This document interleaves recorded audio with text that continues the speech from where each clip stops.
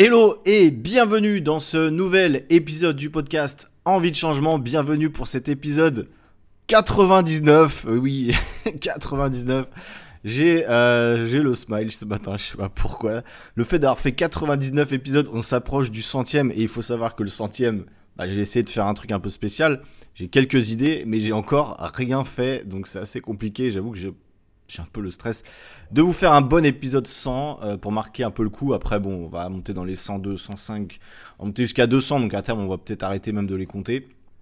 Mais voilà, 99 épisodes. Je suis assez content, je suis assez content et fier. Mais on se donnera rendez-vous pour le centième pour ça. De toute façon, vous l'avez vu dans le titre, on va parler aujourd'hui de certaines choses entre guillemets qu'on ne sait pas forcément quand on commence à vouloir se transformer, à vouloir perdre du poids, mais pas que perdre du poids, se transformer, faire du sport, devenir fit ou healthy, j'en sais pas comment tu veux dire ça, à l'année. Eh bien, il y a des choses qu'il faut apprendre et je vais vous les dire aujourd'hui dans le podcast. Des choses qu'on ne sait pas forcément quand on commence, des choses quand on débute, on ne sait pas. Et ben justement, j'ai noté 10 choses que l'on va voir ensemble. Donc ça sera dans la partie 3. La première partie, ça va être un petit journal de bord sur les entraînements de la semaine. Partie numéro 2, anecdote de voyage. Et partie numéro 4, un témoignage d'élève. Aujourd'hui, ce sera le témoignage de Franck. Vous allez le voir, je vous invite vraiment à rester jusqu'à la fin de l'épisode. C'est un super témoignage, j'ai fait le montage hier, je vais aussi le poster sur YouTube, etc. Mais Franck, c'est un de mes élèves, il a 63 ans et je vous expliquerai un petit peu la transformation avant de passer son extrait. Mais voilà, c'est toujours sympa de voir différents profils, donc voilà, je suis très content de vous présenter aussi son témoignage. Bref, journal de bord, mon entraînement de la semaine. Bon, déjà je suis encore à Chiang Mai en Thaïlande, ça fait déjà un peu plus d'un mois, parce que j'ai renouvelé il y a quelques jours mon visa pour 30 jours en plus, donc j'ai passé une bonne matinée, même un peu plus, à l'administration pour renouveler son visa. C'est assez marrant en fait, parce que tu te mets vraiment dans la peau d'un immigré quand tu voyages. En fait, tu te rends compte, même en France, il y a des gens qui, au niveau des papiers, c'est une grosse galère. Encore, moi, je suis volontairement là et voilà, je peux pas comparer à des gens qui viennent en France pour X raisons, mais je me rends compte que c'est chiant en fait de perdre une matinée complète pour faire des papiers de merde parce que c'est mal organisé et parce que machin, et en plus on doit payer le visa en plus, enfin bref, c'est un petit peu casse-pied. Bon, je suis content d'être là, évidemment, mais c'est vrai que tu as des pays, je l'avais dit même à Dubaï la dernière fois, tu passes une fois Dubaï, tu vois une fois la douane, tu repasses un an après, tu as juste à poser ton passeport sur un scanner et hop, tu es là pour 3 mois. Donc tu vois la facilité d'un pays à l'autre, comment ça peut se passer. En Thaïlande, ça va encore. Et je crois que les visas, d'ailleurs, ils vont les étendre à 90 jours au moins, ou d'un coup, comme c'est le cas dans beaucoup de pays. Parce que c'est vrai que c'est 30 jours plus 30 jours renouvelables, voire d'autres trucs tu peux renouveler. Mais bon, il faut encore aller là-bas, payer, perdre du temps. C'est pas le temps de payer, parce qu'en réalité, j'ai payé un peu moins de 2000 bahts. Alors je sais pas exactement combien ça fait moins de 50 euros, je pense. Donc c'est pas incroyable, mais c'est juste que tu perds du temps. Est-ce que c'est un peu mal organisé puisqu'il y a beaucoup de monde et c'est un peu chiant. Bref, tout ça pour te dire que je suis toujours au même endroit, donc je suis content d'avoir un petit peu de stabilité, de pas bouger tout le temps, parce que je l'ai déjà dit, mais c'est assez fatigant, même pour le travail, c'est assez chiant. Pour plein de choses, c'est chiant, même pour les entraînements, c'est chiant, et donc ça va nous amener à l'entraînement de la semaine. Donc à Chiang Mai, je m'entraîne dans 2 salles principales. Comme je vous l'ai peut-être déjà dit, mais les salles ici, elles coûtent pas très cher, elles coûtent entre 50 bahts et 100 bahts. 50 bahts, ça fait... 100 bahts, ça fait 2 euros. Un truc comme ça. Donc tu vois, 50 bahts, ça fait 1 euro et quelques la séance, donc c'est pas très cher, on va pas se mentir. T'as pas besoin de prendre d'abonnement au mois ou à la semaine, honnêtement, à ce prix-là, tu vas à la séance, tu fais ce que tu veux. Donc j'ai plusieurs salles, j'ai une salle un quart d'heure de chez moi qui est pas mal, qui est un peu plus à l'ancienne, mais qui est en extérieur, on va dire, enfin extérieur, qui est ouverte un petit peu, il fait un peu chaud, avec des vieilles machines un peu, mais des machines qui font le taf. Et j'ai une autre salle qui vient d'ouvrir à côté de chez moi, où il fait aussi très chaud, il y a de la clim, mais il fait tellement chaud que ça ne marche pas très bien. C'est une petite salle qui est toute neuve, elle a à peine 3-4 semaines. Il y a quelques machines en moins par rapport à l'autre, mais il y a quelques machines aussi qui sont bien. Et du coup, c'est beaucoup plus proche, donc j'y vais aussi, j'essaie de varier selon les plaisirs et le temps que j'ai disponible. Et bref, en ce moment, alors comme je m'entraînais en mode crossfit avec mon ami Clément, coach bracassé il y a quelques temps, on faisait un format push-pull-leg. Du coup, en fait, j'ai gardé ce format-là. Comme vous le savez, moi, à un moment, je faisais le format full body. Après, j'ai aussi fait des formats haut du corps, bas du corps. Là, je fais des formats push-pull-leg. Pourquoi ? Parce que je m'entraîne entre 5 voire 6 fois dans la semaine. Donc, c'est un format qui est cohérent quand tu t'entraînes 5-6 fois. Encore une fois, je sais que j'ai déjà eu des débats avec des gens. Je vous dis pas de faire un full body 5-6 fois dans la semaine forcément. C'est juste que moi, quand je m'entraîne que 4 fois dans la semaine, par exemple, c'est plus optimal de faire 4 fois un full body adapté, que de faire un push-pull leg et après refaire un push-pull leg, mais du coup le faire qu'une fois et demie, quoi. Donc l'idée c'est quoi? C'est toujours d'avoir le même volume d'entraînement et avoir une fréquence d'entraînement assez importante. Bref, je vous en ai déjà parlé. Je vais pas rentrer trop dans le détail. De toute façon, peu importe le format que vous faites un format que vous aimez. Il n'y a pas deux meilleurs formats en réalité. Moi, je fais ce format-là juste pour changer, pour garder en motivation, etc. Et ça va aussi nous amener tout à l'heure sur certains points dans les choses que vous devriez savoir et qu'on ne vous dit pas sur la perte de poids, mais pas que, sur l'entraînement aussi. Donc voilà, c'est important. Donc je m'entraîne comme ça. Séance qui dure 1 heure à peu près. J'essaie de mettre un premier exercice en lourd généralement, soit des tractions lestés, soit des dips lestés, soit si je fais une séance leg, du squat assez lourd entre guillemets, j'essaie de garder ça, ou du développé militaire avec je sais pas 5 reps à peu près. En fait, j'essaie de développer un peu ma force et j'ai remarqué effectivement que physiquement j'ai l'impression d'être mieux, sachant que je suis pas en déficit calorique spécialement en ce moment, mais c'est normal, hein. C'est pas le but d'être en déficit calorique à l'année, de toute façon vous pouvez pas, et c'est pas le but du tout. Quand vous voulez prendre du muscle et performer, à un moment, il faut être en maintien, voire en surplus. Donc, c'est un peu le cas en ce moment, mais c'est volontaire. Donc, quitte à prendre un peu de gras, c'est pas grave. Ça fait partie du jeu, entre guillemets. Hein, n'ayez pas peur de prendre du gras. Des fois, moi, je sais que j'ai un peu des.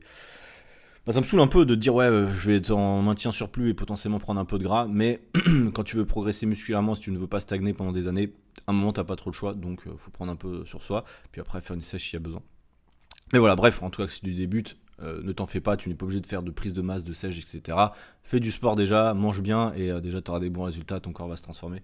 T'as pas besoin d'aller beaucoup plus loin que ça. Donc voilà. Anecdote de voyage. Alors, anecdote de voyage, donc, je te dis, je suis encore à Chiang Mai. Chiang Mai, c'est quoi? C'est une ville au nord de la Thaïlande, entourée de montagnes. Ça me fait un peu penser au décor à Medellín quand j'étais en Colombie. Là, je regarde en face de chez moi, il y a quelques immeubles, etc. Mais il y a des montagnes. Alors, je les vois sans trop les voir parce qu'il y a beaucoup de fumée aujourd'hui. J'en ai déjà parlé un petit peu en story le week-end dernier, enfin le week-end d'avant quand tu écoutes ça, il y a 2 semaines. En fait, on est dans la période de la smoky season. C'est là où les fermiers ils brûlent un peu tout.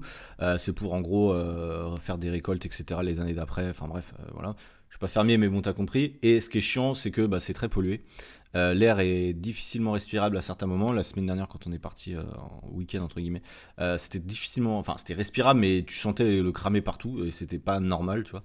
Et là où je le regarde aujourd'hui, ça dépend des jours, mais là aujourd'hui, tu vois, je vois les montagnes, je les vois, mais il y a un gros voile de fumée, ce qui est pas très healthy. Aujourd'hui, on est à 140, je crois. Je sais plus exactement comment ils calculent ça, mais c'est jaune. En gros, c'est marqué unhealthy. Donc, en gros, si tu as des problèmes respiratoires, vaut mieux que tu restes chez toi. Voilà, pour te donner un peu le niveau. C'est comme si tu étais là à un niveau de grosse pollution à Paris, quoi.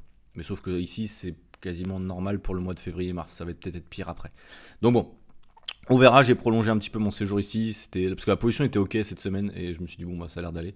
Mais là aujourd'hui c'est pas ouf. Donc ça dépend des jours. Bref, c'est un peu chiant. Mais bon, faut faire avec. Hein, c'est pas grave. Donc voilà, en tout cas, sinon tout se passe bien ici, j'arrive à avoir de bonnes routines d'entraînement, etc. Avoir une bonne routine d'une manière générale, à manger plutôt bien. Alors ici, on mange tout le temps à l'extérieur, hein, évidemment. Je me suis pas fait une seule fois à manger depuis, à part le petit-déj, mais depuis un mois, hein, pour te dire.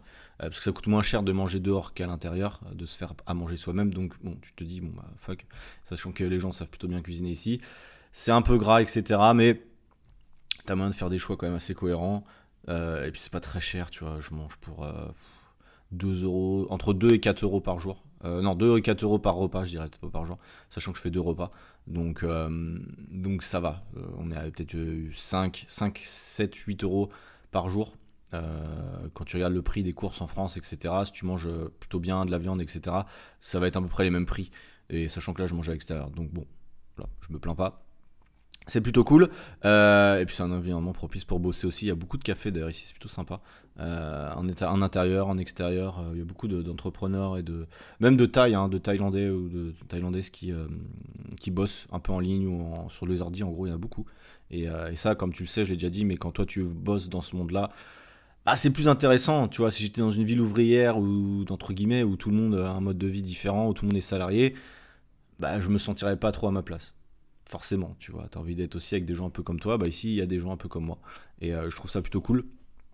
Pour le moment, bref, 10 minutes. On va arrêter de blablater et on va passer au sujet qui t'intéresse aujourd'hui. Voilà, je voulais simplement vous faire un petit update de là où on en est. De toute façon, sachant que je vais changer de pays, de toute façon, dans moins de 15 jours quand tu écoutes ça, tout simplement parce que mon visa va s'arrêter, je vais devoir ressortir du pays, du royaume de Thaïlande. Oui, effectivement, c'est un royaume, vous ne le savez peut-être pas, mais c'était un roi qui est ici. Ça me fait beaucoup rire d'ailleurs quand je réfléchis à ça. Tu sais, à force de voyager, moi, j'ai beaucoup de recul sur la France. Et je me rends compte qu'en France, on vit vraiment dans une bulle. En France, oui, mais en France, c'est la démocratie et tout. Et ça me fait beaucoup rire à quel point la démocratie, elle marche pas en France. Enfin bref, ça me fait beaucoup rire parce que finalement, on n'est jamais content. On est tout le temps en train de se plaindre. On est tout le temps en train de manifester. On est tout le temps en train de dire qu'on n'a pas d'argent. Et bref, et ça me fait beaucoup rire de voir à quel point le modèle sur lequel on essaie d'imposer, le modèle qu'on essaie d'imposer pardon, à l'ensemble du monde, avec du recul, bah, c'est peut-être pas le meilleur modèle. J'en sais rien, tu vois. Je dis ça même à Dubaï, les gens ils avaient pas l'air malheureux, pas tous en tout cas. Et pour autant, bah, politiquement, c'est assez compliqué. C'est sûr que tu peux pas dire tout ce que tu veux, etc. En Thaïlande, c'est pareil, t'as pas le droit de critiquer le roi et tout ça. Mais, mais en France, on passe notre temps à critiquer le roi, vous savez qui c'est, et pour autant, ça change pas grand-chose, tu vois. Donc c'est très bien d'ouvrir sa gueule, ça c'est vraiment un truc de français d'ailleurs, je trouve, mais de toujours ouvrir sa gueule et dire c'est pas bien, ok, mais qu'est-ce qu'on fait? Qu'est-ce qu'on fait concrètement, tu vois?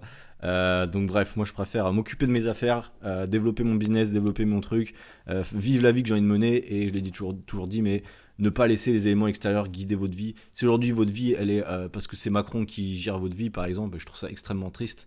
Alors je sais quand on est salarié, c'est un peu différent. Je l'ai été aussi, mais malgré tout, c'est pas de la faute de Macron si on est dans la situation dans laquelle on est aujourd'hui. Point. Et encore une fois, la responsabilisation, c'est la chose la plus importante et c'est la chose qui aujourd'hui est le moins présente. Je viens de voir un tweet tout à l'heure d'un coach américain.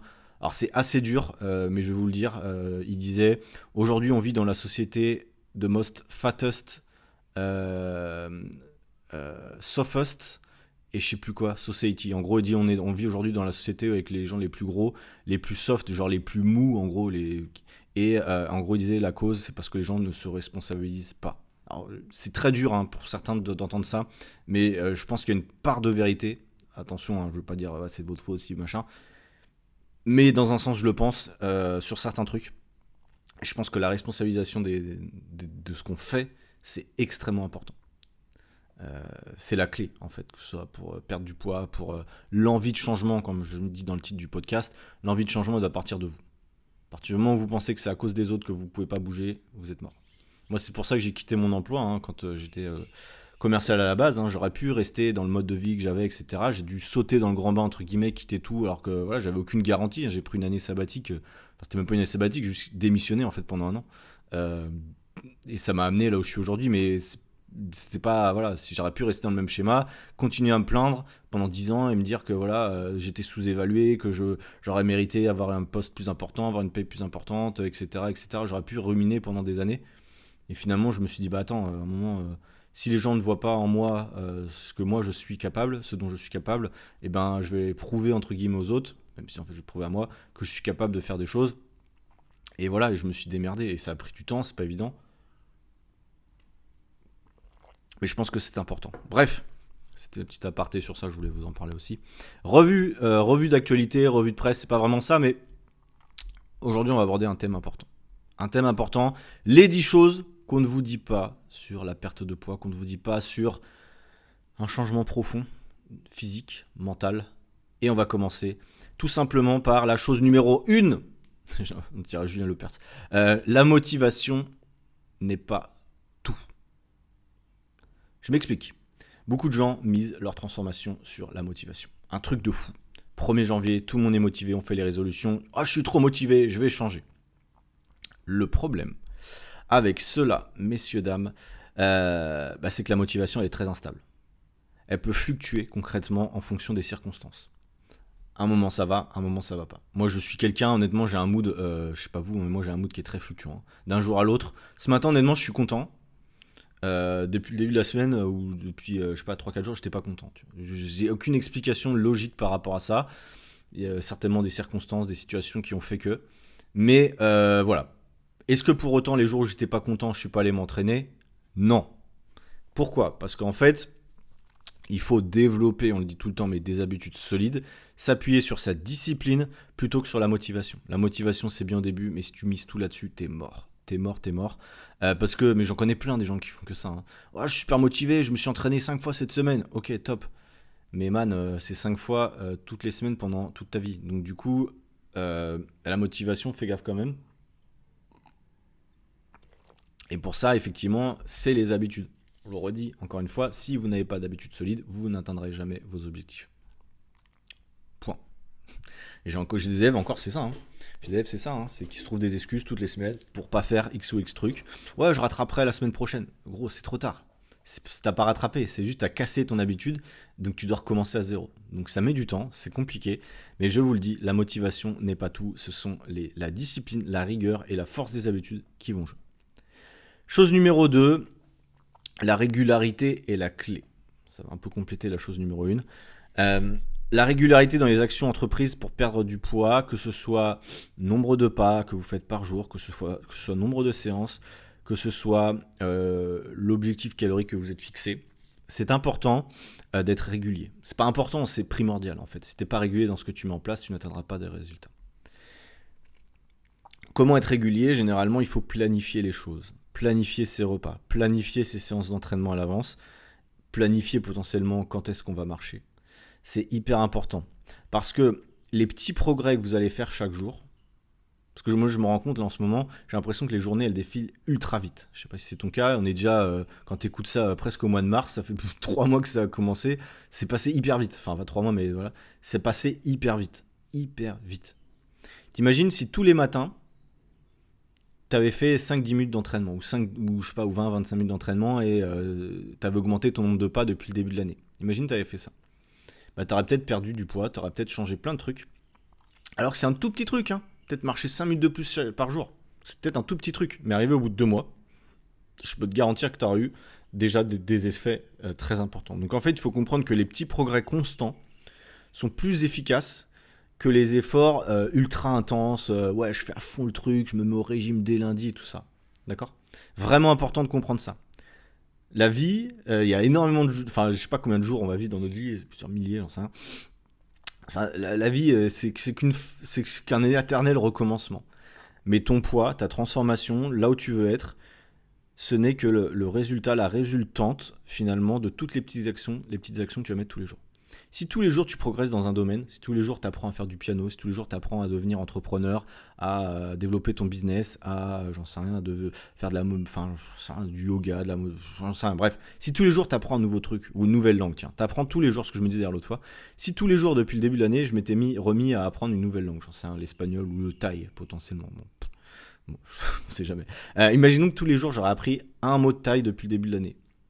Ça fait 2 mois que je suis là. Bah, je peux te dire que j'aurais un niveau plutôt correct en 2 mois. Mais au-delà de ça, bah, j'ai rien fait. Mais j'aurais dû faire un petit truc, tu vois. Et pour autant, bah, je l'ai pas fait. Bon, j'ai fait d'autres trucs. Hein. Moi, j'ai quand même progressé depuis le début de l'année. Je suis content, j'ai mis en place plein de trucs, que ce soit dans mon business ou dans ma vie perso. Mais voilà, c'est un exemple. Hein. Mais voilà, les petits progrès sont plus importants que les trucs, les gros changements, entre guillemets, qu'on vous promet tout le temps. Bref. Chose numéro 3, l'adaptabilité est essentielle.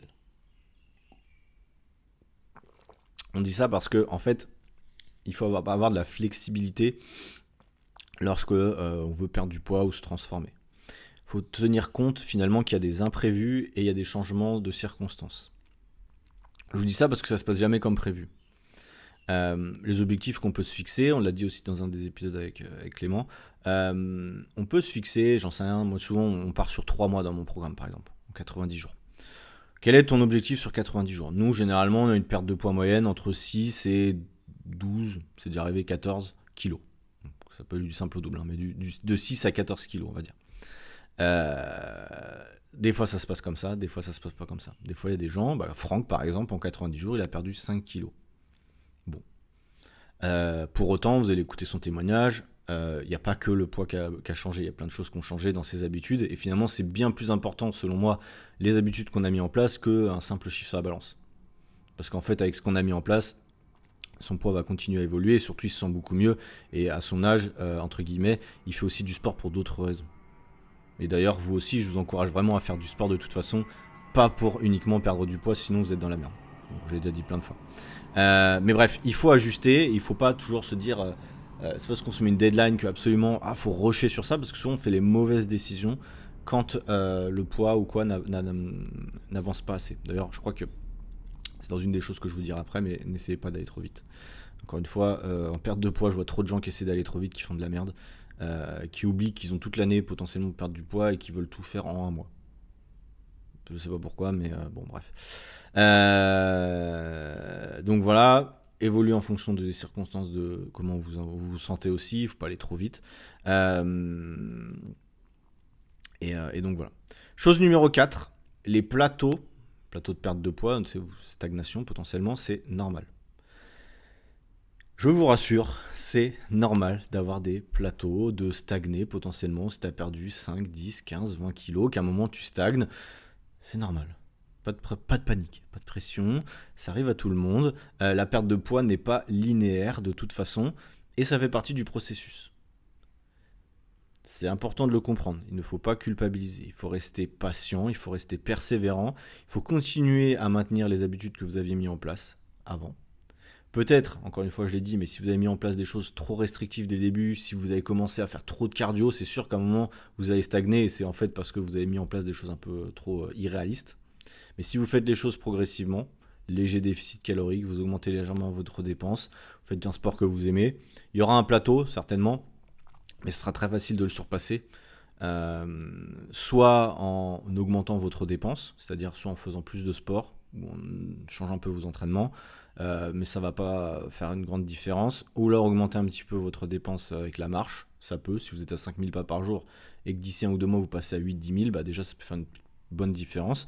Moi ce que je conseille, surtout la stratégie alimentaire qu'il faudra effectivement remettre en place, soit réajuster vos calories, enfin même c'est sûr, c'est pas soit, c'est il faut réajuster vos calories. Si vous ne les comptez pas, bah à ce moment-là, il va falloir certainement trouver quelque chose. Soit c'est le nombre d'excès que vous faites, soit c'est les calories liquides qu'il va falloir réduire, soit il va falloir augmenter peut-être votre apport en protéines légèrement et réduire peut-être votre apport en glucides, potentiellement réduire un peu les féculents pour voir ce que ça donne. L'idée, ça va être de recréer un déficit calorique. Le truc souvent, c'est qu'on perd du poids, donc on va être, j'en sais rien, à 2000 calories. On stagne, forcément, à un moment tu perds du poids, donc ta balance énergétique et tout ça va s'équilibrer, donc tu es en maintien. Et après on se dit, bah je stagne, oui mais c'est normal, tu es en maintien calorique, du coup bah, il faut redescendre encore tes calories. Sauf qu'il y a beaucoup de gens, ils descendent tellement leurs calories dès le début que derrière c'est n'importe quoi et on se barre à cacahuètes. Donc vraiment faites-le correctement, j'ai déjà dit plein de fois, c'est super important. Je bois encore du café, je m'en excuse. D'ailleurs, je viens de penser à un truc ultra important, j'ai oublié de vous le dire. Je me l'ai été noté en introduction du podcast, je suis vraiment con. On est rendu à la chose numéro 4. C'est pas grave. Si vous êtes encore dans le podcast, de toute façon, c'est que vous êtes quelqu'un de fidèle. Et si vous écoutez ce podcast avant le 1er mars, alors le 1er mars c'est le vendredi, et le podcast il sort le mardi, donc je sais qu'il y en a qui vont l'écouter après. Si vous l'écoutez après, c'est pas grave. Mais si vous l'écoutez avant le 1er mars, si vous êtes une femme entre 30 et 50 ans, je vous le rappelle, je relance le challenge live de 3 jours. Si vous voulez participer, c'est très simple, vous avez le lien dans ma bio. C'est quoi ce challenge ? C'est 3 jours de formation, entre guillemets, je vous ai expliqué l'ensemble de la méthode que je mets en place avec mes élèves pour leur faire perdre du poids. Donc on va aller encore plus loin que le podcast aujourd'hui. Et je vais vous donner concrètement des choses à faire. Quelles sont les erreurs à éviter ? Quels sont les piliers principaux de la perte de poids ? Il y aura aussi des témoignages d'élèves à moi qui se sont transformés. Et tous ensemble, on va se remotiver avec toutes les personnes du challenge pour atteindre vos objectifs tous ensemble. Donc, voilà. Et vous aurez aussi la possibilité, pour celles qui le souhaitent, de réserver un appel bilan avec moi ou un membre de mon équipe pour potentiellement aller plus loin et se faire accompagner jusqu'à ce qu'on atteigne votre objectif, évidemment. Donc voilà, petit aparté sur ça, n'hésitez pas. Si vous écoutez le podcast après, sachez qu'il y aura d'autres challenges. Le premier challenge a super bien marché, j'étais très très content. Plus de 200 participantes. À l'heure où j'enregistre, là on est combien ? Je sais plus exactement, mais il y a beaucoup de monde. J'ai ouvert les inscriptions qu'hier et il y a déjà beaucoup de monde, donc je suis très content. Ça va être encore une grande réussite, donc n'hésitez pas à vous inscrire. Vous avez le lien dans ma bio sur Instagram. Bref. Chose numéro 5, l'importance du repos et de la récupération. Ça, c'est vrai que c'est un truc qu'on sous-estime, et pour autant, moi je me rends compte, quand je dors bien, mes journées ne sont pas les mêmes. Beaucoup plus d'énergie, de bien meilleure humeur, et surtout, moins de fringales. Le manque de sommeil, c'est pas je dors mal, je prends du poids, c'est juste que je dors mal, j'ai souvent, je suis un peu chamboulé, on dira, et du coup j'ai des fringales, j'ai des envies de sucre, des machins. Bref, souvent c'est le manque de sommeil et le stress qui vont jouer là-dessus. Donc, encore une fois, ce qu'on veut, c'est créer un déficit calorique, avoir une alimentation saine et cohérente. Le plus facile, c'est d'être dans les bonnes conditions. Et pour être dans les bonnes conditions, il faut bien dormir et être le moins stressé possible. C'est pas évident, je le sais.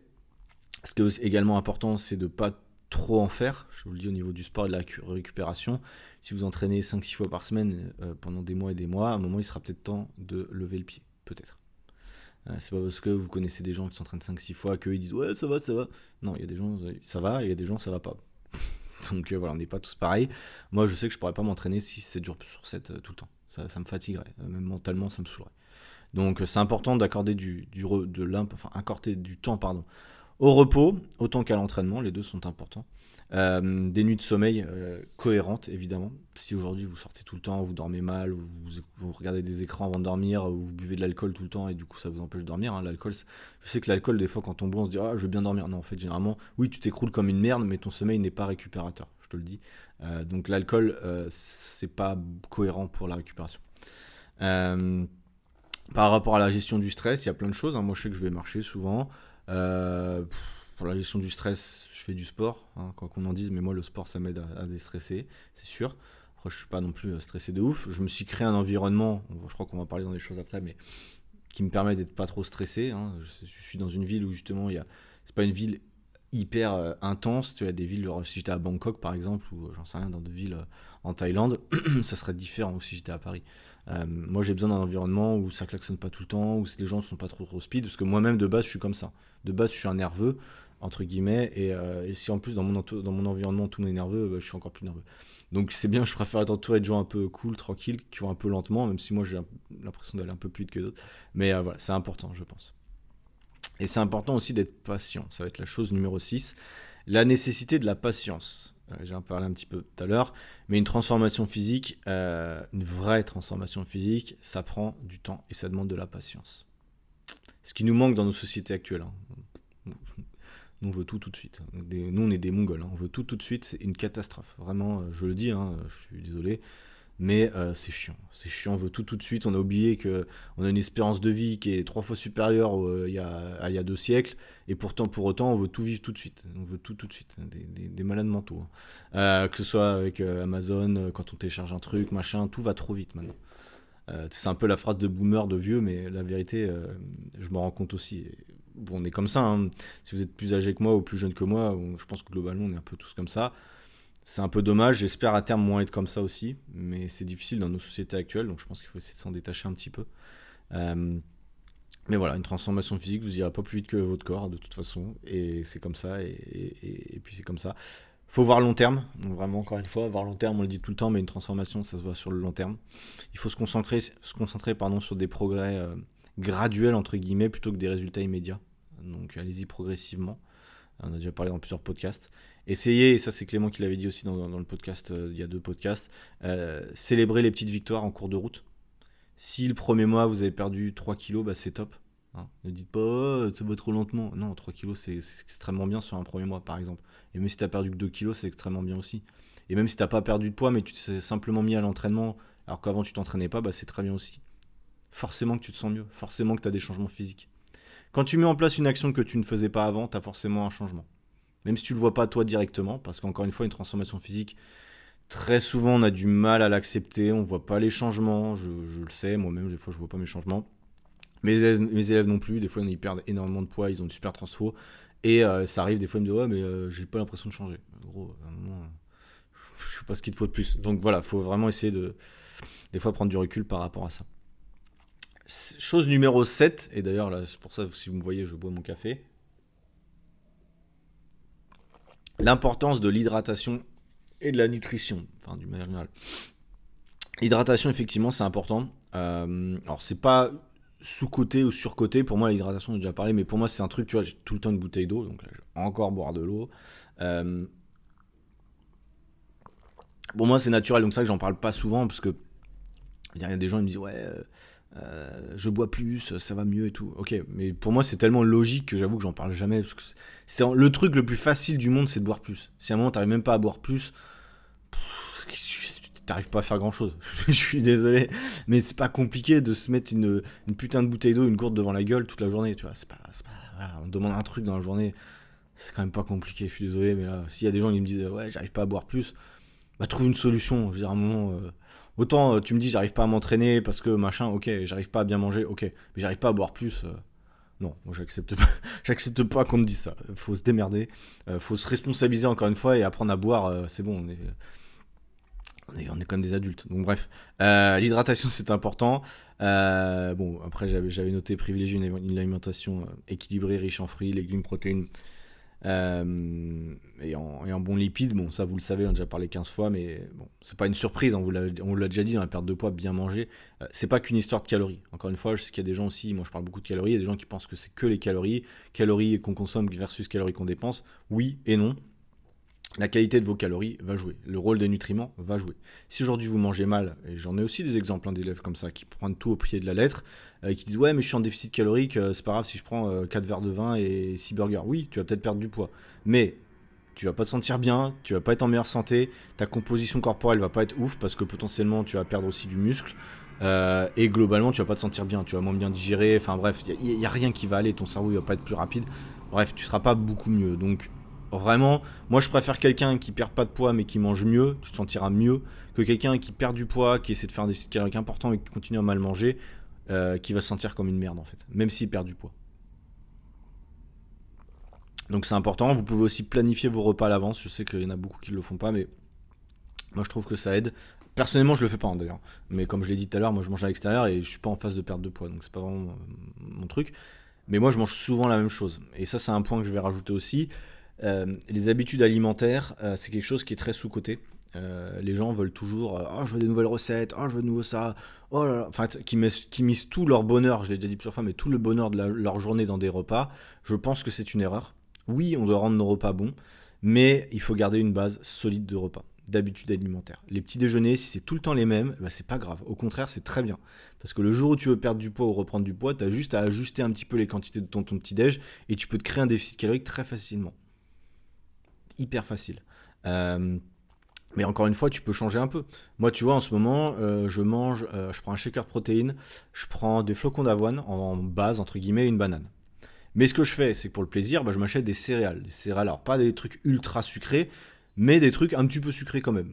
Parce que voilà, parce que j'ai envie, et parce que voilà. Donc là, j'ai acheté des espèces de, je sais pas, des granola bidule. La dernière fois, j'avais des Kellogg's, je sais pas quoi, Fitness K bidule. Bon, j'en mets pas énormément, ça fait partie de ma règle des 20-80, vous le savez. Donc je te vous dis, j'ai une majorité de flocons d'avoine, de bananes et de trucs de shaker, donc ça reste plutôt ok. Mais je me mets une petite partie de plaisir et je la varie. Des fois, je prends des céréales comme ça, une fois comme ça. Mon shaker, là ce matin, il était à la fraise. Bon, est-ce que c'est bien de bouffer des trucs avec de la fraise édulcorant tous les jours? Non. Mais de temps en temps, bah moi ça me fait plaisir. Et au final, c'est ça le plus important, non? Donc voilà, je vous le dis, gardez une base solide, variez un peu les plaisirs, les épices, les sauces, mais n'essayez pas de réinventer la roue de la nutrition. À un moment, il y a des bases, une source de protéines, une source de glucides, une source de lipides, point. La répartition, une fois que vous connaissez, moi je sais que par repas, il me faudrait 150 grammes de viande ou de poisson, ce que tu veux, par repas quasiment. Il me faudrait allez, 80, 100 grammes de féculents, parfois un peu plus. Il me faudrait au moins un tiers de mon assiette en légumes. Bon, bah voilà, bah c'est ce que je fais naturellement tout le temps. En tout cas, c'est ce que je tends à faire. C'est pas très compliqué, mais je le sais. Donc voilà, si ton assiette aujourd'hui c'est un truc de jambon et une purée, bah je suis désolé, ton assiette elle est pourrie. En fait, elle est pas cohérente. De te le dire, tu n'as plus 12 ans, donc il faut apprendre à manger. Euh, et c'est pas, ouais, je sais pas quoi manger.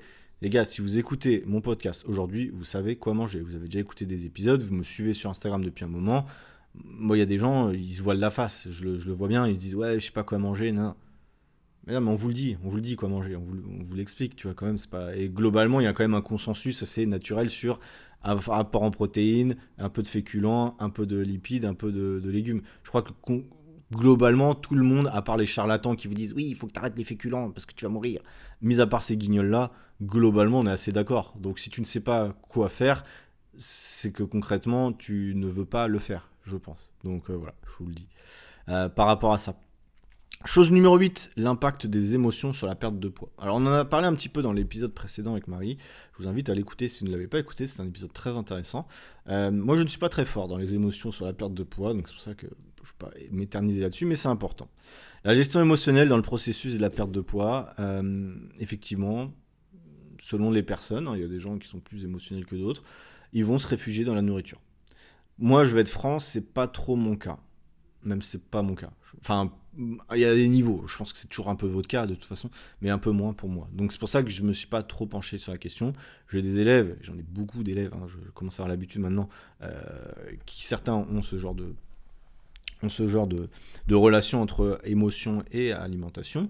On essaie de travailler là-dessus, évidemment, on met en place des choses.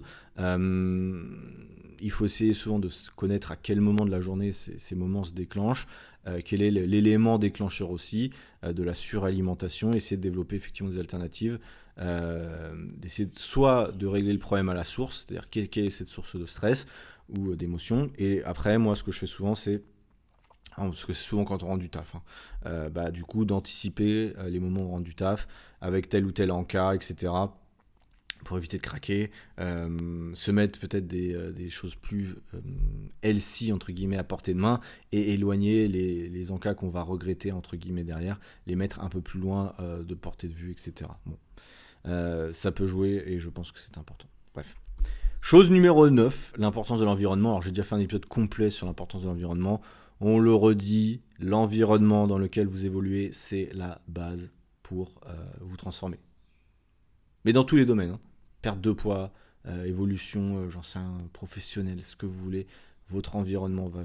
C'est tellement important, vraiment, c'est pour ça que j'avais fait un épisode complet sur ça, mais c'est tellement sous-coté l'environnement, ça me bute parce que c'est tellement important. La ville dans laquelle tu habites, les gens que tu fréquentes, ça va définir qui tu es. C'est un truc de ouf. Vraiment, c'est un truc de fou. Que ce soit ton entourage numérique aussi, j'ai déjà dit plusieurs fois, ça va tout changer. Si dans ton entourage, tout le monde boit, tout le monde n'a rien à foutre, tout le monde a pas d'ambition, etc., tu seras comme eux. Globalement, tu vas peut-être y arriver, mais ça va être plus dur. Tu vas avoir des bâtons dans les roues. Si dans ton entourage, tout le monde est un peu sportif, tu intègres un groupe, j'en sais rien, tu sais, il y a des gens, ils courent ensemble, par exemple. Si tu intègres un groupe de runners, ou tu fais un groupe de training, ou tu intègres une communauté, comme moi je dis souvent, la communauté que nous on a créée dans mon programme Athletic Body, on a une communauté, soit une communauté d'hommes et une communauté de femmes, des gens qui sont très motivés, elles postent tous les jours leurs photos de repas, leur nombre de pas, une fois qu'elles ont fait les séances, etc.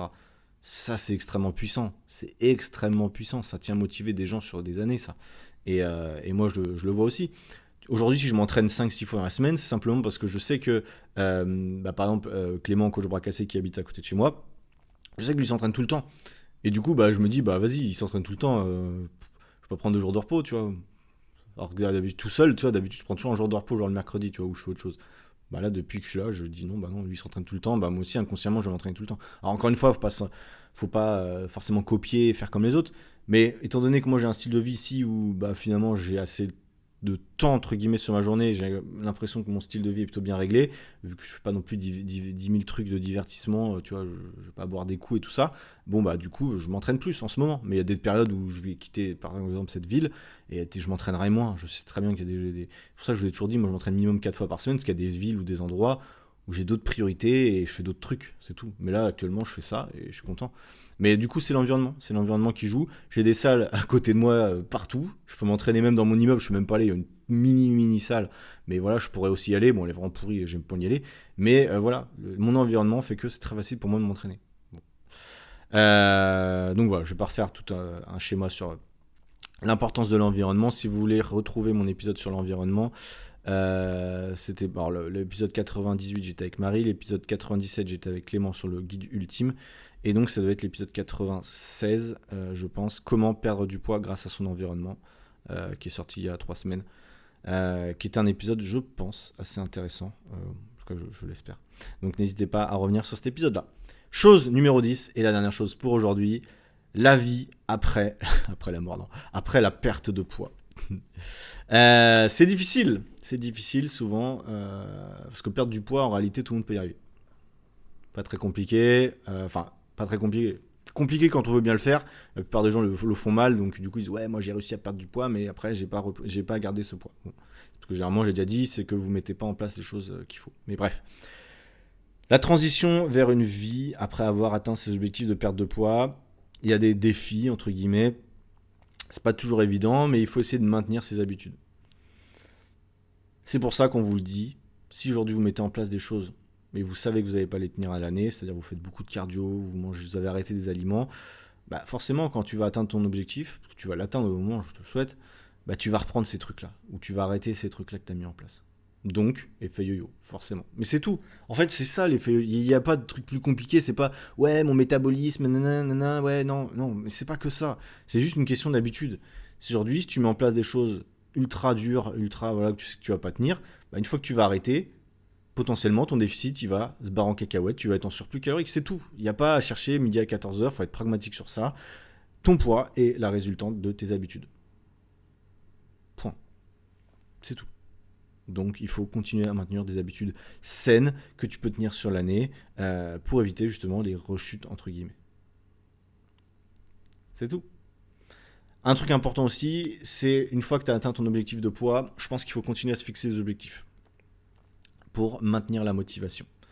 Parce qu'à partir du moment où tu arrêtes de te fixer des objectifs, tu arrêtes de progresser. À partir du moment où tu arrêtes de progresser, je vais arriver, t'es mort. Mais c'est dans tous les domaines. Hein. À partir du moment où tu arrêtes de progresser dans un domaine, t'es dans la merde. Donc, c'est difficile parce qu'on se dit, ouais, mais du coup, c'est sans fin. Bah, en fait, ouais. En fait, ouais, c'est un peu sans fin, que ce soit sur les entraînements ou sur autre chose, il faut toujours essayer de se mettre des objectifs, je pense. C'est pas pour rien hein, que dans ton taf, je sais pas quel taf tu fais, mais dans beaucoup de taf, hein, moi j'étais commercial, on avait des objectifs trimestriels tout le temps. Voilà, enfin, je sais pas si c'est un bon parallèle, mais t'es obligé d'avoir des objectifs dans tout. Si t'as pas d'objectifs, t'es dans la merde. Donc, fixe-toi des objectifs. Tu vas me dire, ouais, mais j'ai atteint mon objectif de perte de poids. Qu'est-ce que je fais? Bon, bah, fixe-toi d'autres objectifs. Objectifs de performance. Moi, généralement, les objectifs de performance, je trouve que ça marche bien. Trouver un exercice que tu veux essayer d'arrêter de faire. Soit un exercice que tu veux faire, je sais pas, traction, dips, j'ai déjà dit plein de fois, mais même pour une femme, hein, c'était de bons objectifs, je vous le dis. Ou j'en sais rien, faire un squat à 100 kg. J'en sais rien, c'est pas des objectifs de performance sur des machines, sur des exos. Ça peut paraître un peu paradoxal et on peut se dire ouais mais on s'en fout, ça va pas changer ma vie. Mais pour autant, si ça peut changer ta vie parce que si tu arrives à rester motivé simplement parce que tu te fixes des objectifs, chaque semaine tu dis ouais je suis content, j'ai progressé sur ce truc-là, bah c'est top, ça va te maintenir motivé. Donc vraiment, si aujourd'hui, retenez ça sur la chose numéro 10, si vous n'avez plus d'objectifs, réfléchissez vraiment à vous fixer des objectifs. Sinon, c'est pour ça que vous naviguez à vue, vous perdez un peu de vue vos trucs et ça se rebarre un peu en cacahuète progressivement. Parce que les habitudes que vous avez mis en place, enfin, vos habitudes qui ont fait que vous avez pris du poids sur les 10, 15, 20 dernières années, elles sont encore ancrées en vous. C'est pas en 3 mois, souvent on me dit ouais, en 3 mois c'est bon, je suis autonome. Non, gros, en 3 mois t'es pas autonome, ça fait 20 ans que t'as des mauvaises habitudes. 3 mois ça va pas changé encore. C'est que le début de ta transformation. Donc, c'est important vraiment de garder ça en tête. Parce que si vous faites rien, si vous mettez pas de nouvelles habitudes, de nouveaux objectifs, toutes vos anciennes habitudes elles vont revenir au fur et à mesure. Vous vous rendez pas compte, mais elles vont revenir. Parce qu'on est comme ça, tu vois, on est comme ça, on oublie les choses et naturellement le naturel revient au galop sur plein de trucs. Donc voilà, gardez ça en tête. Voilà. Je suis désolé, j'étais en train de bugger parce qu'en fait, donc là où je me situe dans mon immeuble à Chiang Mai, je suis juste, j'ai déjà dit la dernière fois dans un épisode, je crois, mais je suis juste en dessous de en dessous de l'aéroport et du coup il y a des avions qui décollent toute la journée. Ce qui est très chiant, on va pas se mentir. Je me mets à la place des gens qui habitent en France, en dessous, à côté d'aéroports. C'est assez chiant parce que tous les matins je suis réveillé à 6h30. Du coup, ce matin j'étais réveillé assez tôt et du coup, on parlait de manque de sommeil. Ça m'a un peu saoulé ce matin, mais bon, c'est pas grave, je me rendors des fois après. Et la nuit, ça se termine à 23h45, minuit. Donc en gros, de minuit à 6h, 6h30, il n'y a pas d'avion. Mais le reste du temps, il y a des avions toute la journée. J'avoue que c'est un peu chiant. Mais bon, voilà, comme dit, hein, un peu de pollution, un peu d'avion, mais pour le reste. Bon, on est plutôt bien, hein. On est plutôt bien ici en Thaïlande, donc je vais pas me plaindre, je suis très content d'être ici. Et puis ça va être la fin de cet épisode. Enfin non, la fin de ma partie, parce qu'aujourd'hui, je donne la parole à Franck. Donc écoutez son petit témoignage, vraiment intéressant. Franck, si vous allez comprendre dans l'épisode, mais Franck, c'est le père, c'est le papa d'un autre élève que vous avez déjà entendu dans mon podcast qui s'appelle Thomas. Thomas que j'avais rencontré à Sydney en Australie. Et du coup, bah, Thomas, après, il est revenu en France. Il s'est entraîné un petit peu à Lyon avec son père. Et il a parlé un peu de mon programme, voilà, des transformations qu'il avait eues. Thomas, donc, il s'était remis au sport. Là, il continue à en faire et tout, donc je suis content. Et du coup, son papa, qui faisait aussi un peu de sport, vous allez le voir, mais qui avait besoin effectivement d'un cadre, de se remettre un peu en forme, ben, il a décidé de nous rejoindre dans le programme. Et maintenant, bah, ça va faire enfin, il a fait une première saison de 3 mois, là il va enchaîner avec une deuxième saison, ce qu'il va dire dans le témoignage. Et ça se passe super bien. Il a monté un home gym chez lui, entre guillemets. Il va vous le dire, mais il a investi dans une machine, etc. Avant, il s'entraîne avec des élastiques et des haltères. Et il s'entraîne, je sais plus, 4 fois dans la semaine, je crois. Et puis il kiffe. Et il est vraiment. Enfin voilà, c'est un super témoignage, je trouve ça très bien. C'est rare hein, que je prenne des gens de plus de. Normalement, je prends pas de personnes de plus de 50 ans à peu près dans mon programme. Si jamais vous avez plus de 50 ans et que vous voulez rejoindre mon programme, vous pouvez toujours m'écrire. Hein, je vous le dis, des fois je reçois des messages. Ça dépend globalement de votre état physique. Franck, voilà, j'ai vu qu'il faisait déjà du sport. J'ai vu que je pouvais lui proposer des entraînements, qu'il allait les faire correctement, qu'il n'y avait pas de risque de blessure particulière et qu'il avait un bon mode de vie globalement. Et en plus, vu que c'était une recommandation, je me faisais pas trop de soucis sur sa motivation, donc voilà, c'est pour ça que je l'ai pris. Et je ne regrette pas, parce que du coup, ça m'a effectivement, comme il l'a dit, c'était un nouveau challenge un peu. Mais voilà, on a adapté les entraînements, on l'a fait progressivement, parce qu'il a aussi eu quelques petits soucis de santé par-ci par-là. Mais globalement, on a adapté ses entraînements, l'alimentation aussi, et finalement, bah, il a eu des bons résultats. Il a perdu 5 kilos sur les 3 premiers mois, mais au-delà de ça, il a beaucoup changé. Et puis voilà, donc c'est un super témoignage. Je vous invite à l'écouter. Et puis si vous voulez aller plus loin, je vous le dis toujours, vous pouvez m'écrire sur Instagram. Vous soyez un homme ou une femme entre 30 et 50 ans, comme dit, voilà, il y a aussi des petites particularités des fois. On peut être un peu plus jeune ou un peu plus ancien, il n'y a pas de problème. Vous m'écrivez sur Instagram et on peut organiser ensemble un appel bilan pour échanger avec moi ou un membre de mon équipe et on voit ensemble si le programme d'accompagnement qu'on a créé peut vous correspondre ou pas. Et puis après, vous aurez plus qu'à mettre en place ce que je dis tous les jours dans le podcast, hein, simplement, et on vous accompagnera avec ça, et potentiellement un jour vous passerez aussi dans le podcast. C'est l'occasion. Tous les élèves, quasiment, enfin tous les élèves qui ça se passe bien, majorité, j'ai encore d'autres témoignages à vous passer, mais je vais en passer beaucoup.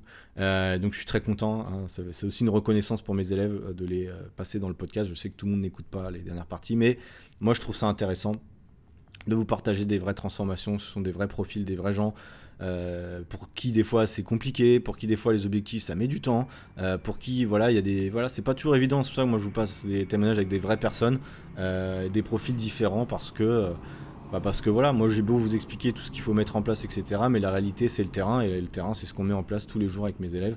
Et voilà, je suis très content à chaque fois des résultats qu'ils ont, et puis surtout de l'état d'esprit qu'ils ont. Moi c'est surtout ça qui est important quand on intègre mon programme, c'est l'état d'esprit dans lequel on l'intègre.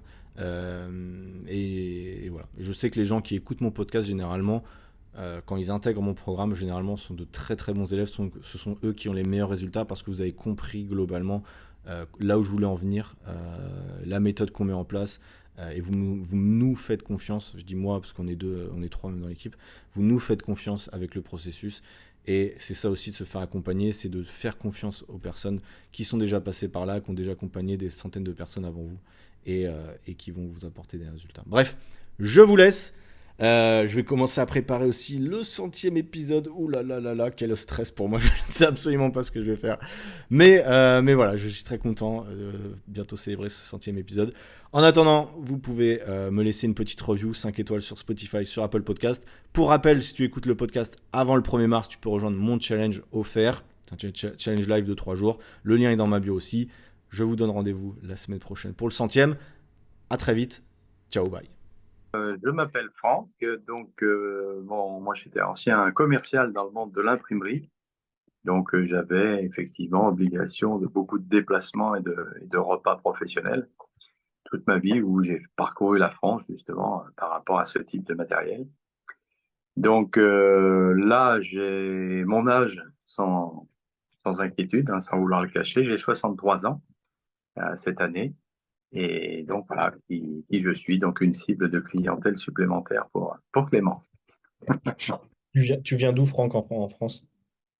Ah bah moi je suis de Lyon, hein, je suis resté très rhodanien de toute façon, j'ai pas beaucoup, à part professionnellement, j'ai pas beaucoup voyagé sur la France, sur le territoire. Je suis resté assez sédentaire sur la région de Lyon.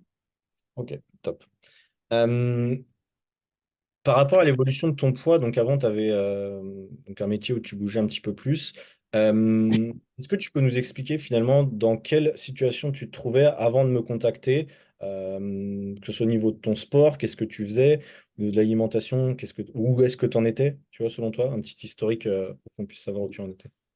Bah, au niveau sport, j'en faisais quand même pas mal pendant ma vie active, puisque j'ai fait pas mal de footing, de 10 km, de semi-marathon, etc. Donc ça, c'était un plus un entretien que j'avais au niveau foncier. J'ai d'ailleurs entraîné pas mal de groupes de copains à ça. Mais il y a une dizaine d'années, j'ai eu un petit accident de ménisque, bête, puisque effectivement, c'était pas une grosse chute, mais bon, ça m'a obligé à une opération et une immobilisation assez longue. Ce qui fait que bon, ça a généré une forme de ralentissement de ma dépense physique. Et bon, du coup, une surcharge pondérale obligatoire, quoi. Donc, j'ai essayé effectivement de me mettre un peu plus à la natation, éviter d'avoir des douleurs, ce genre de choses. Puisque bon, mon genou, j'ai pratiquement mis 1 an avant de reprendre l'intégralité de la souplesse au niveau ligamentaire. Donc, ça m'a bien stoppé mon évolution de mon programme sportif. Donc, il y a eu un gros coup d'arrêt par rapport à ça. Ok. Donc, voilà un petit peu les étapes que j'ai pu subir. Une autre étape, il y a 2, 3 ans, où je me suis fait une double hernie inguinale. Donc là, c'est pareil, c'est même pas lié à mon activité de coutellerie, c'est un hobby à côté. Mais voilà, c'est une forme de déchirure au niveau abdominal qui fait que j'ai été obligé de m'arrêter, de bouger. Je t'ai d'ailleurs interrogé sur le sujet pour savoir ce qui était convenable de faire. Donc voilà, toutes ces petites choses ont fait que bon, j'avais besoin de retrouver une forme d'activité, une forme de rythme sportif et de retrouver un peu cette consommation d'endorphine que j'avais suite à un running assez conséquent et besoin effectivement de me dépenser. Et là, nos 3 mois passés font que je retrouve ce besoin de consommer de l'endorphine et j'ai besoin effectivement de me dépenser. Donc je retrouve plaisir dans cet effort physique. Donc, c'est la bonne chose. Au départ, c'était dur, je l'avoue, mais bon, le parcours m'a été aidé un peu par Thomas, puisqu'il était à mes côtés pour m'aider.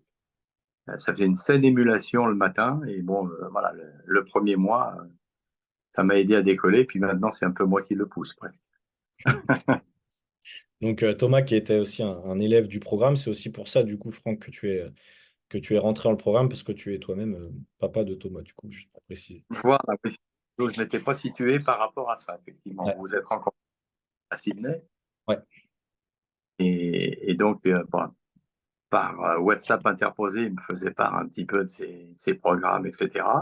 Bon, j'y croyais pas trop à distance. Je suis dit, tiens, Thomas qui se remet, quoi, fond fitness, etc. Et effectivement, c'est une bonne, euh, une bonne hygiène de vie et je t'en remercie d'ailleurs. C'est à toi. C'était avec plaisir d'ailleurs. Et par rapport à l'alimentation, Franck, ou même non, avant ça, par rapport à ton poids, donc tu as dit que voilà, tu as eu différents soucis qui ont fait que moins de dépenses notamment. Est-ce que tu peux nous dire où est-ce que tu en étais au niveau du poids avant qu'on commence le programme potentiellement? Est-ce que tu avais pris du poids chaque année? Où est-ce que tu en étais? Bah, au niveau poids, je pense que effectivement, ça s'est installé avec le temps. Hein. Il y a un petit kilo par-ci, par-là, par an, et ça va vite. Donc, bon, j'ai jamais été beaucoup en dessous. Bah, je fais 1,71 m, donc j'ai jamais été bien en dessous de 72, 73 kilos, ce qui est un petit peu mon ambition aujourd'hui. Donc, c'est dans ce sens-là où je me dis, il y a peut-être moyen que je fasse quelque chose, mais en ayant une bonne hygiène alimentaire.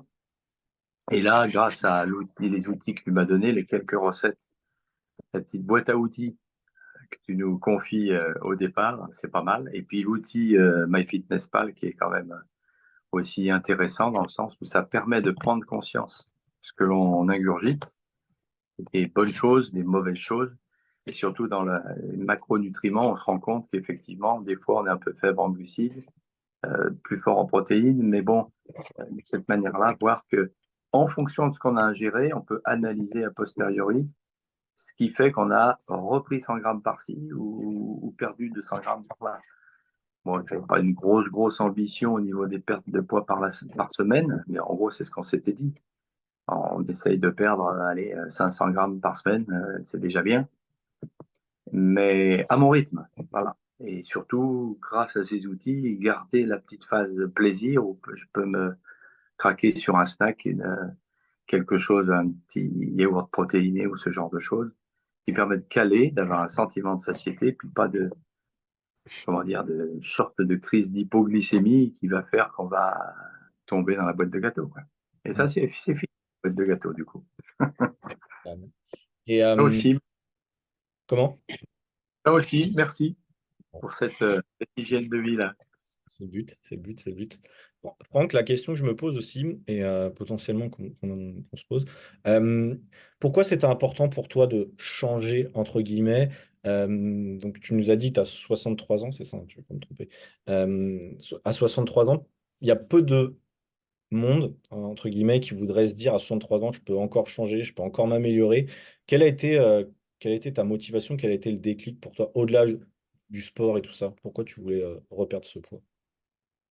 Bah, ce qui m'a aussi, alors je vais te répondre par des moyens détournés, mais c'est vrai, ce qui m'a aussi plu dans ta démarche, c'est la notion de perte de gras.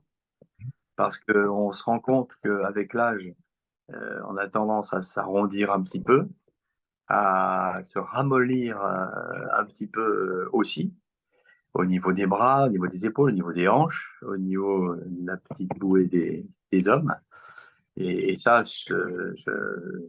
l'été, je supportais plus trop de me voir de profil, quoi. Donc ça, c'est aussi important. Et puis, comme j'ai un petit hobby professionnel que j'utilise, que je fais de la coutellerie au fond de mon atelier, donc j'ai besoin de lever quand même des masses, marteaux, etc. Et j'avais besoin de me muscler le buste parce que, bon, je suis droitier, donc il faut que je me développe de manière bilatérale aussi. Et je sentais des douleurs par rapport à la posture debout, etc. Donc, d'où l'intérêt de me renforcer et avoir une posture plus tonique par rapport à un métier qui est quand même, enfin, un métier. C'est plus un hobby hein, qu'un métier, mais j'y passe quand même pas mal de temps et ça génère des douleurs. Donc, le fait de se muscler, d'être un peu plus tonique au niveau corporel, me permet effectivement de ne plus ressentir ces douleurs-là. Top. Du coup, donc Franck, on a terminé les 3 premiers mois de l'accompagnement. Est-ce que tu nous as déjà un petit peu parlé de l'alimentation, etc., de ce que potentiellement tu avais aimé. Est-ce que tu peux nous dire, moi j'aimerais bien savoir bah, combien de fois tu t'entraînes par semaine, qu'est-ce que tu fais, est-ce que tu t'entraînes en salle, à la maison, tu vois, pour les gens qui nous écoutent, c'est de voir un petit peu ce qu'on a mis en place. Oui. Ben, au niveau hebdomadaire, j'essaie de me faire quatre séances par semaine. Ouais. Donc, je me fais un mardi, une pause le mercredi et je me fais 2 séances le jeudi et vendredi. Ça me permet éventuellement de récupérer le samedi si jamais, soit je fais une séance bonus, soit si le vendredi, j'ai pas eu le temps, etc. Donc voilà, me tenir à 4 séances hebdomadaires. Bon, ça me permet de le faire facilement dans le sens où moi, je suis aménagé hein, le grenier en salle de gym et donc je peux y aller quand je veux. Même si je veux aller me faire une série d'haltères ou 25 pompes, voilà, je le fais histoire d'aller me défouler. Donc le fait de travailler tout seul, bon ben, tu m'as bien aidé d'ailleurs à passer en revue tous les outils que j'avais déjà. Alors bon, au départ, c'était plus vélo elliptique, haltère et élastique. Et puis bon, là récemment, j'ai trouvé une bonne occasion sur le Bon Coin. Un ancien footballeur d'ailleurs d'un club de la Duchère à côté de Lyon qui doit déménager dans l'Ain en maison, qui avait plus de place. Donc c'était un peu le souci avec son épouse qui trouvait que ce matériel prenait beaucoup de place chez lui. Donc il m'a fait un prix défiant toute concurrence parce que bon, j'ai une machine qui est pratiquement 2 machines en une que j'ai touché à 300 euros. Donc à ce prix-là, c'est vrai que c'était imbattable. Et puis, bon, le gros avantage, c'est que j'ai à la fois l'express, j'ai à la fois, je n'ai pas tous les termes en tête, mais butterfly, pegfly, Oh, etc. Donc, t'as comme une ça me salle. permet pas plus de la musculature, quoi. Est-ce que ça t'a fait peur au démarrage? Parce qu'il y a beaucoup de gens, à n'importe quel âge d'ailleurs, qui se disent faire du renforcement, soulever des charges, des nouvelles machines, ça peut faire peur. Comment toi tu l'as vécu, tout ça? Bah, j'aurais tendance à dire que ça m'a pas fait peur dans le sens où ça m'a même rassuré. Puisqu'avoir un outil adapté, j'avais tendance à avoir plus des mauvaises postures en étant autodidacte à soulever des haltères ou en tirant sur des élastiques, parce que la posture n'est pas forcément droite. On est un peu pas bien en assise sur ses pieds, etc. Alors qu'en étant bien calé sur une machine, on se cale bien le dos. Tu as envoyé des vidéos, tu m'as fait des commentaires pour savoir si c'était adapté au niveau de certaines charges ou pas. Quand je bloquais, qu'est-ce qu'il fallait faire? Est-ce qu'il fallait baisser et puis remonter dans des séries en allant un peu plus loin pour que justement je puisse pâter à un poids supérieur en ayant adopté des petites séries avec des poids légers. Donc voilà, non, non, là c'était plus le côté, euh, mon côté manuel, côté bricoleur. Avec un bon outil, on travaille mieux. Hmm. Et bah, avoir une machine de musculation, c'est plus rassurant, je trouve. Et on est stable, on peut rajouter des disques, etc., que j'ai pu rajouter sur des poulies. Maintenant, je peux vraiment faire à 500 grammes près. Donc, Ouais, n'hésite pas à me coacher sur des évolutions potentielles. hmm. Ouais, complètement. Et Alors, alors, je trouve que le bon matériel est plus rassurant qu'autre chose. hmm. Après, voilà, tous ceux qui vont nous écouter n'auront pas forcément la possibilité soit d'aller en salle, soit d'investir comme toi tu l'as fait. Mais en tout cas, toi, tu as eu le cran, entre guillemets, de le faire, d'investir sur du matériel, parce que tu as eu de la place, parce que voilà. Mais en tout cas, je trouve que c'est une très bonne chose et j'encourage d'ailleurs tous ceux qui font du sport à la maison à investir un petit peu plus dans du matériel quand vous le pouvez, quand vous avez de la place. Mais je pense que c'est nécessaire. Puis ça fait regagner aussi en motivation. J'ai senti que tu étais aussi enthousiaste de tester ces nouveaux exos, si je me trompe. Ah bah oui, parce que bon, tu te rappelles quand je te disais, alors je vais recevoir cette machine, bah non, puis la première sur laquelle j'avais des vues, bah non, elle a été vendue, donc j'étais obligé d'en choisir une autre. Et bah, après, il a fallu que j'aille la démonter, que je la remonte dans mon grenier, que je la réassemble. Donc, ça a été effectivement preuve de ma motivation pour avoir mon outil sur mesure chez moi. Non, non, mais c'est effectivement une nouvelle forme de motivation, un enthousiasme supplémentaire. Et puis, bon, l'adrénaline, c'est un petit peu ce qui, dans l'effort, nous nourrit, hein. Donc, c'est intéressant. Complètement. Donc du coup, donc, tu t'entraînes 5 fois par 4, 5 fois par semaine, on va dire. Au niveau de l'alimentation, tu as gardé le plaisir, je me trompe pas. On est d'accord que on va parler des résultats dans 30 secondes, mais au niveau de l'alimentation, on n'a pas changé spécialement, on a adapté un petit peu tes habitudes, c'est ça? Exactement. C'est-à-dire que en termes de nourriture, j'ai l'impression de manger plus, puisqu'effectivement, au niveau de mes assiettes, elles sont plus équilibrées, mais j'ai vraiment un sentiment de satiété et plus de fringales entre les repas. Et puis, j'ai plus peur d'aller faire une petite marche longue ou un effort sportif, puis d'être exposé à une forme d'hypoglycémie ou un mal de tête parce que tu as une petite faim, etc. Donc, ça, c'est le gros avantage d'avoir un sentiment de satiété, l'estomac plein, qui fait qu'effectivement, on n'a pas envie de prendre un encas supplémentaire qui est souvent dévastateur au niveau gras, et que c'est ça qu'on chasse aujourd'hui. Du coup, effectivement, nous, on chasse le gras dans le programme. Est-ce que tu peux nous parler du coup des résultats que tu as eus au bout des 3 mois d'accompagnement? Alors, ça peut être des résultats chiffrés, ça peut être des résultats de bien-être. Voilà. Où est-ce que tu en es aujourd'hui après 3 mois? Bah, après 3 mois, bon, j'ai pas perdu beaucoup, beaucoup de kilos, j'en ai perdu peut-être 4-5, mais bon, j'étais parti aux alentours de 85, là je suis aux alentours de 80, j'arrive un petit peu en dessous. Euh, mais je préfère perdre lentement, ça me permettra de les reprendre que lentement. C'est un petit peu aussi le risque dont je me préserve. mais je me trouve quand même beaucoup plus tonique, plus dynamique au niveau des genoux. Je me rends compte qu'effectivement, j'avais quand même quelques douleurs, des restes de mon ménisque. Et bon, le fait de pratiquer des squats, etc., bon, aujourd'hui, ça m'a fait du renforcement musculaire aussi, qui fait que bon, je sens que la surcharge pondérale s'envole. Donc de cette manière-là, je suis plus enclin à l'effort appelle l'effort. C'est aussi l'avantage de ce genre de choses. Et de se muscler permet aussi de consommer un petit peu plus de calories. Et ça, j'ai déjà un peu constaté ça. Je ne sais pas comment calculer ma masse musculaire, mais je pense que je consomme peut-être un petit peu plus de calories. C'est pas en 3 mois que je vais changer ma morphologie, Non, mais déjà, est-ce mais que toi, tu as vu des changements, que ce soit dans des vêtements ou même dans le miroir potentiellement? de taille. Donc, effectivement, je confirme que je suis passé du 44 au 42.